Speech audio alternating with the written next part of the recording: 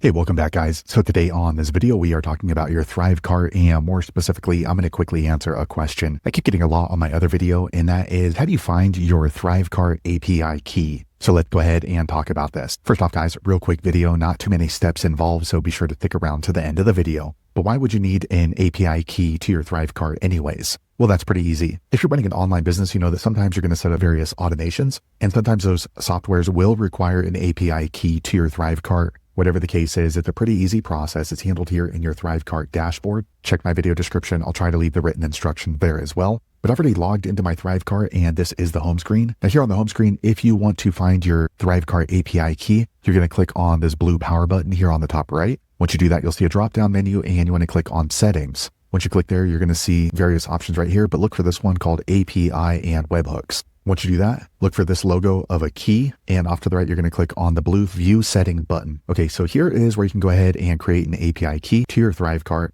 So click here on this purple button. All right, now you can go ahead and name this API key. So I'm going to say payment today. All right, and then we're going to click here, Create API Key. Okay, next, they're going to show the API key to your ThriveCart right here. So you can go ahead and copy that. Okay, now I'm going to close this down. Okay, now I can go ahead and paste that API key into whatever software is asking for that. Also, if I need to come back in here, I can go to the same location and click View Full Key. So there you have it, guys. If you're wondering how to find the API key to your ThriveCart, that's the easiest way I know how to do it. If you know an easier way, be sure to leave a comment below. Let the rest of us know how you did it. Hopefully you found that video useful. If so, click thumbs up, or maybe consider subscribing to my channel, and I hope to see you on the next video. Thanks again for watching.